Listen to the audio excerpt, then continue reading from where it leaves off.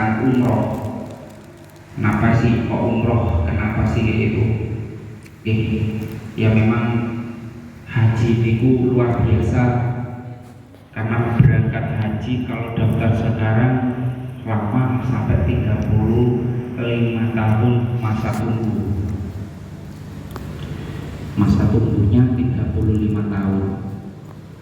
Akan tetapi panjenengan milih umroh bukan nopo bukan harus apa, tapi masih punya kewajiban seandainya panjenengan nanti setelah dari barat, setelah melaksanakan umroh, maka panjenengan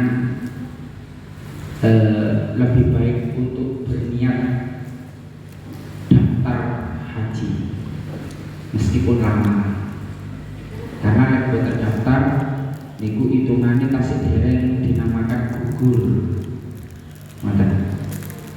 Kalau selama itu mampu, tapi kalau tidak mampu, wong namanya gak mampu, memang ke Mekah itu yang diwajibkan istiqomah. Kalau tidak istiqomah, kalau tidak mampu, maka kewajiban tersebut itu gugur.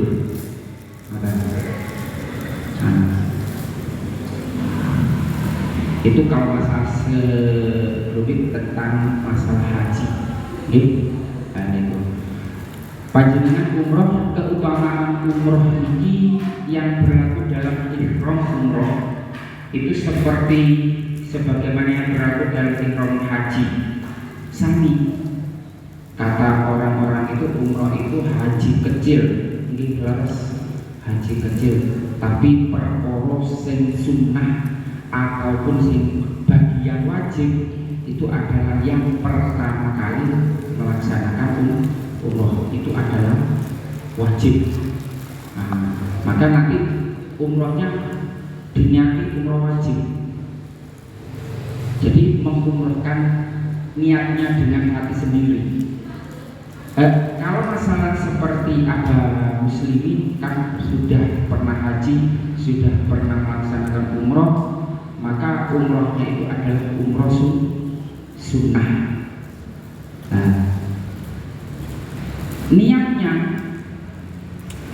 boleh untuk membadalkan orang tuanya yang sudah meninggal. Niatnya boleh beda. Tapi kalau umroh pertama itu harus wajib meniat dengan nawaitu umrata wa ahramtu biha, itu adalah niat pribadi. Ketika membadalkan itu adalah nawaitu umrata an fulan bi fulan lillahi ta'ala, itu cukup. Loh, terus saya nggak bisa bahasa Arab. Niat itu buatan penting bahasa Arab, diucapkan secara bahasa hati, bahasa Jawa, bahasa Indonesia yang dimengerti dengan diri kita, dengan bahasanya itu dinamakan niat. Dan niat itu datangnya dari saking hati. Tanpa dari hati itu belum dinamakan niat. Makanya orang Indonesia itu kenapa kok paling luar biasa yang ke Mekah, kok luar biasa banyak banget itu. Karena orang Indonesia itu kalau niat sholat masalah usolli warga maghribi rok'ataini mustaqbilal kiblati lillahi ta'ala, diucapkan secara lisan, nanti ketika lafaz Allahu Akbar itu sih ngerentel mengartikan tadi yang diucapkan. Jadi niatnya 2 kali. Itu adalah barokah. Kenapa orang Indonesia itu paling banyak sih gak percaya bahwasanya bahasa Arab tadi itu yang diucapkan itu sama dengan yang dimaknai yang diucapkan dalam hati. Ketika melafazkan Allahu Akbar, niat insun sholat fardu maghrib salah rakaat sakjane lillahi krana Allah taala. Sing niat maneh. Nah, itulah orang Indonesia lek wis dinamakan niat matepi Masya Allah itu. Terus ketika umroh ya, sunnah-sunnah mengihram itu semisal harus mandi ya, umrohnya itu mandi sebelum melaksanakan ihram ya, sebelum melaksanakan ihram itu mandi dulu, bersih-bersih, kukune dawa dipotong, takut airnya nggak masuk. Tapi kalau sudah biasa pakai kuku panjang, itu tinggal untuk nopo niku membuka biar airnya masuk. Itu pokoknya yang bersih. Seperti kan kalau bayi baru lahir itu kan orangnya bersih. Nah, itu tanpa penghalang, ketika dimandikan itu tanpa penghalang. Kalau sudah besar itu kuku, sepasang kuku itu harus dipotong dulu, seperti jenggot ataupun bulu-bulu ketiak atau bagaimana itu harus dipotong terlebih dahulu. Kenapa kok harus dipotong terlebih dahulu? Karena dikhawatirkan nanti tidak disengaja moro-moro dibate. Apalagi yang laki-laki moro pakai ihram gatel ternyata dapat bulu satu. Takutnya seperti itu ketika nanti setelah niat umroh. Takutnya seperti itu. Mewaspadai harus benar-benar bersih. Jadi mandi pakai sabun, pakai wangi-wangian. Nah, itu tidak dipermasalahkan. Yang dipermasalahkan itu ketika pakai wangi-wangian itu setelah niat. Kalau sebelum niat itu tidak dipermasalahkan, alias boleh. Nah, jadi rukun-rukun umroh ini hampir sama dengan rukun haji. Hampir sama dengan rukun haji. Kalau haji itu harus wukuf di Arafah. Kalau umroh tidak perlu wukuf. Tapi niatnya beda. Kalau haji itu niatnya dari rumah. Dari rumah atau tempat yang pernah dimukim oleh seseorang. Masalah jamaah haji, niatnya dari sini ada yang niat, ada yang niat, terus sampai sana umroh, itu tidak mempermasalahkan nanti niat lagi di hotel tempat mukim, karena tempat mukim sudah melebihi 3 hari maka dinamakan mukim. Dan niatnya tadi itu kan rusak. Nah, nanti ada yang namanya penyembelihan kambing setiap itu. Karena orang Indonesia hajinya haji tamattu. Nah, kalau umroh itu niatnya ada di tempat mikot, sudah ditentukan oleh Rasulullah di Masjid Aisyah, di Bir Ali, di Yulamlam, di Jikrona, di Hudaybiyah. Nah, itu adalah tempat mikot bagi jamaah umroh, bukan jamaah haji, tapi jamaah umroh. Mikotnya ditentukan atau berada di sebelum masuk kota suci, sebelum masuk kota Mekah atau tanah haram. Itu kalau melaksanakan umroh. Dan rukun umroh itu adalah ada 4. Rukun umroh itu ada 4. Yang pertama ihram mikot. Yang kedua tawaf. Jadi tawaf mengelilingi 7 kali. Yang ketiga sa'i. Setelah tawaf itu di pelataran sa'i, bolak-balik sampai 7 kali. Itu bolak-balik sampai 7 kali. Yang keempat yaitu tahallul atau memotong rambut paling sedikit itu 3 helai. Maka sempurnalah yang namanya umroh. Itu sempurnanya masalah umroh itu. Jadi nanti sebelum nikah itu kan mandi, bersih-bersih, memakai wawangen, tidak dipermasalahkan. Tapi ihramnya jangan sampai diberi wangi-wangian. Ihramnya jangan diberi wangi-wangian. Cukup tubuh kita, kulit kita itu dikasih wangi-wangian, atau pakai deodoran, atau pakai bedak, itu tidak dipermasalahkan. Tapi yang dipermasalahkan itu, yang dipermasalahkan itu ketika baunya nanti itu pindah. Ngoten. Lek ihram masalah, ihram sebelum nikah, sebelum niat dikasih wangi. Masalah pakai ihram. Masalah ini ihram itu baju atau yang mau dipakai umroh, baju putih atau yang dipakai bagi perempuan atau laki-laki pakai ihram seperti ini. Ketika dikasih wewangen, minyak wangi, nanti khawatir ketika sudah melaksanakan niat, pas panjenengan itu keringetan sampai rusak. Terus ternyata wanginya itu pindah nang kulit.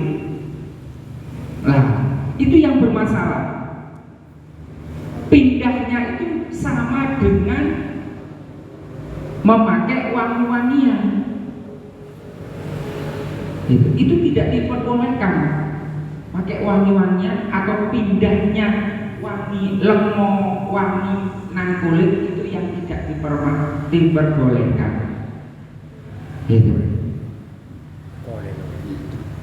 Kenapa kok tidak diperbolehkan? Karena kita harus netral. Masalah umroh ini harus netral. Bagus. Yang penting kita menjaga hati. Dek sana itu beda-beda. Ambune kok gak enak orang iki, abah iki kan mata biasa ya. Empun dirasani. Itu sebagian menjaga hati kita, menjaga hati awak dewe untuk melaksanakan umroh. Karena apa? Karena ibadah umroh ini ke tanah suci ini bukan seperti sholat. Lek sholat Allahu Akbar, pikiran Gusti Allah cukup. Tapi ketika umroh, pikiran itu boleh kemana-mana. Yang penting menjauhi pikiran-pikiran yang tidak diinginkan. Ya biasa yang laki-laki bujak ayu nih wong Arab ibu kan ngono ta. Itu yang tidak diperbolehkan. Jogo ati.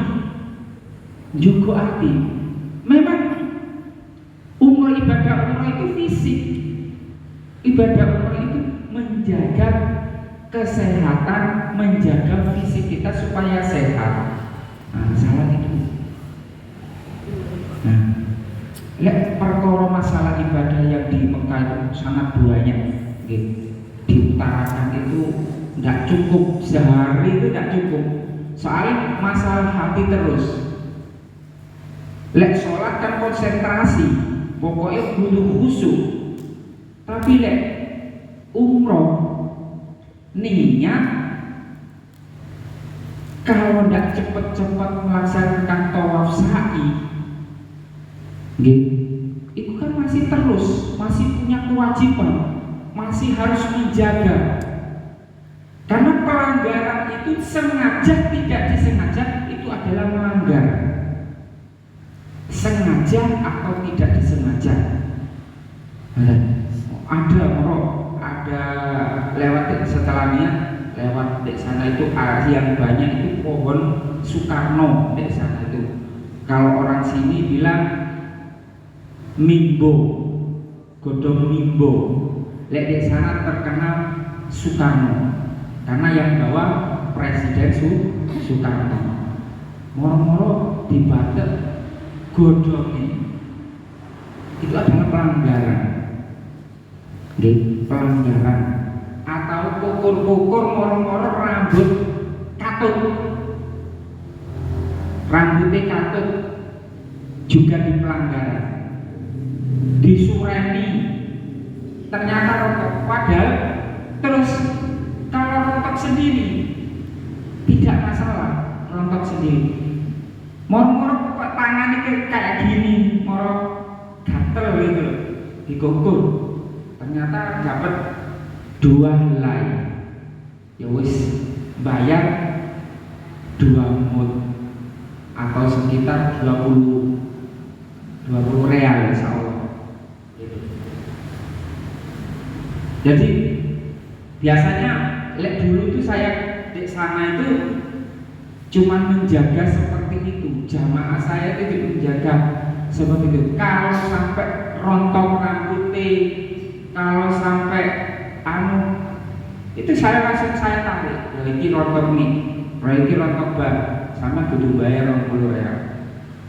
Nah, waktu saya di sana, tak belikan beras, tak kasihkan di pondok, di pondok saya di sana.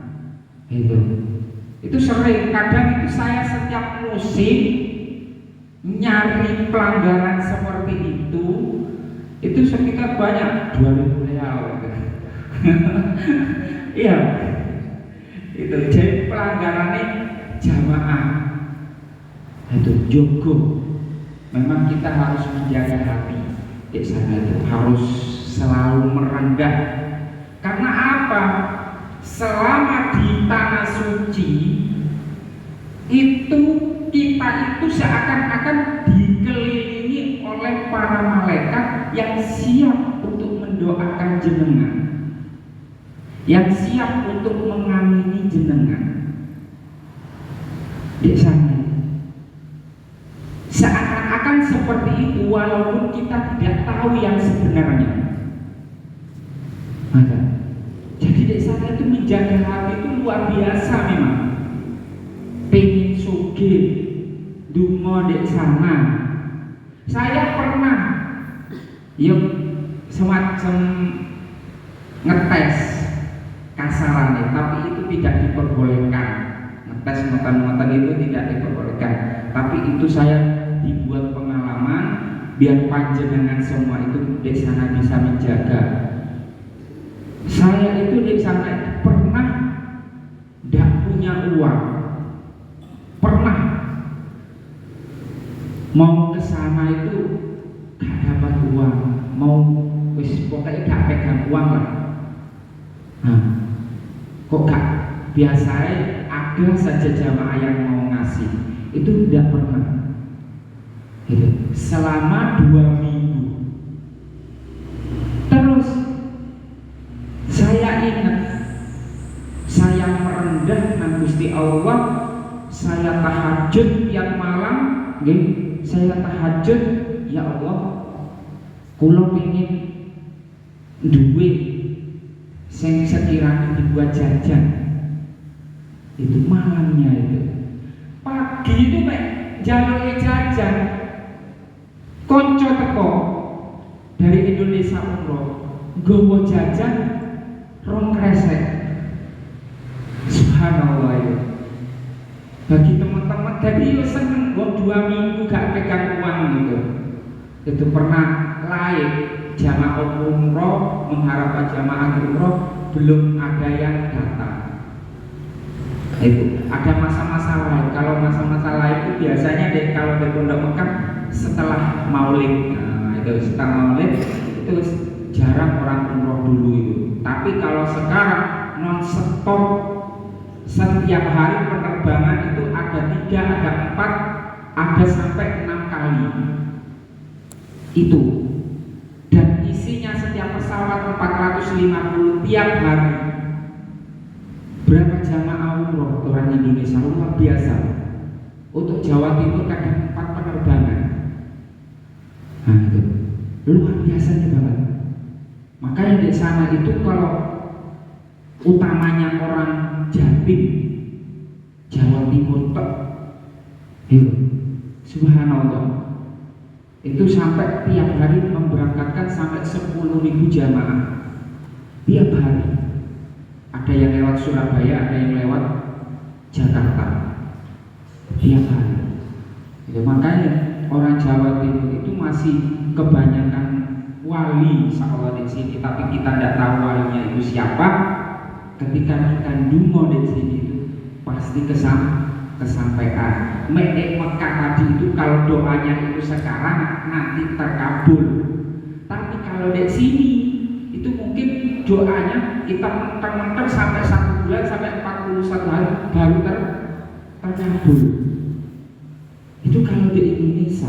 Tapi kalau di Saudi, di tanah Mekah, Madinah Mekah, itu panjenengan dungo nanti wis ajaibnya sampai 2 jam sampai akhir.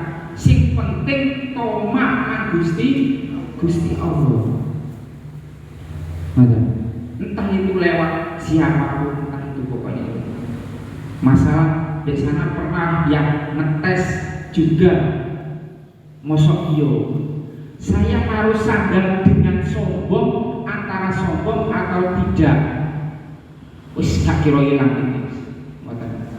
Sandal tak taruh lho gak kira ilang. Gak baca doa lain. Saya setelah umroh, setelah melaksanakan tawaf saya ambil, saya foto nomor sandal itu 200 berapa itu saya foto. Di sana sandal gak ketemu, hilang. Tapi ketika saya itu naruhnya sandal, Bismillahirrahmanirrahim, la haula wala quwata illa billahil kulo pasrah Gusti Allah. Sandal pasrah banget. Sampai 3 hari, sampai 1 minggu masih utuh. Ya, 1 minggu itu masih utuh. Saya naruhnya gini, saya taruh umroh, ternyata saya tidak lewat pintu sana, lewat pintu lain. Saya mengambil kejauhan, wis beli aja di luar. Nah, dapat 3 hari saya diperintah untuk melaksanakan umroh. Waktu itu membadalkan umrohnya orang Brunei. Dan pintu saya lewati, sandal itu masih ada. Sandal itu masih ada. Nah, itu umroh yang kedua. Terus saya setelah itu pulang lagi, kejauhan wis gak mikir wis. Nah, gak mikir. Dapat 1 minggu, tak lihat tinggal 1 sandal saya itu. Yang 1 mencelang kemana gak paham itu. Lo asli nih gini, nyontomi.